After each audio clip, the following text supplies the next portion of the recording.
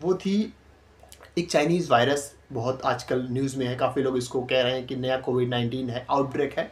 But since उसके बहुत सारे डेटा अवेलेबल नहीं है तो हम बहुत सारे सवाल खड़ा नहीं कर सकते। तो इसका जो नाम है वो है HMPV वायरस। मतलब क्या कि ह्यूमन मेटा न्यूमो वायरस।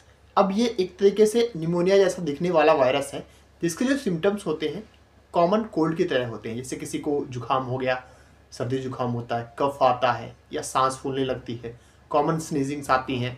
ये दिखने में तो आम जैसा वायरस है, लेकिन इसके जो लक्षण हैं वो काफ़ी गंभीर भी हो जाते हैं। इसका जो स्पैन पीरियड है, लाइफ स्पैन जिसको बोलते हैं हम लोग, वो 3 से 6 दिन का माना गया है।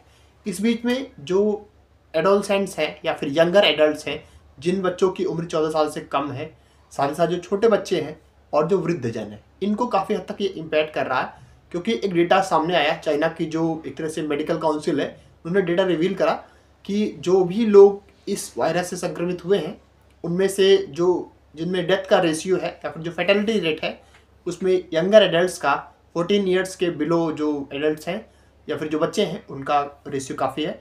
तो थोड़ा सा कंसर्निंग है, क्योंकि चाइना में जो आउटब्रेक्स होते हैं, शुरू में सरकार उनको छुपाने का प्रयास करती है।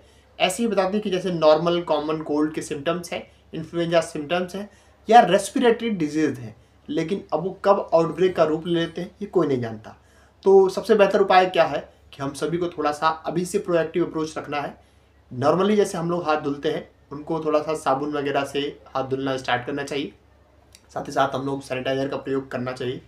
और जो भी रिमोट एरियाज़ हैं, वहाँ के लोगों को तो चलो फिर भी एक तरह से सेफ्टी है, लेकिन जो रसी एरियाज़ हैं, पॉपुलेटेड सिटीज़ हैं, मेट्रोपॉलिटन सिटीज़ हैं, वहाँ के लोगों को काफ़ी हद तक मास्क का प्रयोग करना चाहिए, जिससे जो बाहर के लोग यहाँ पे आ रहे हैं, जो एक कैरियर बन सकते हैं। क्योंकि वायरस जो होते हैं उनका कोई इलाज नहीं होता, उनकी कोई वैक्सीन जब तक बनी ना हो, इसकी तो अभी तक बनी नहीं, क्योंकि इसका जो फर्स्ट आउटब्रेक है 2001 में हुआ। अब ये देखो आप कि आज के 24 साल पहले इसका फर्स्ट आउटब्रेक डिटेक्ट कर गया, उसके बाद भी आज तक इसकी वैक्सीन नहीं बनी है। तो इट्स क्वाइट ऑफ डेंजरस।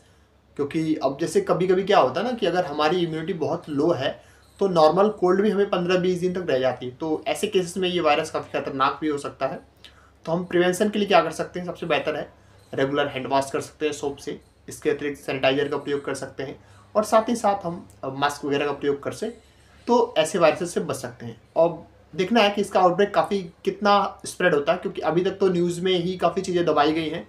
अब जब ये आउटब्रेक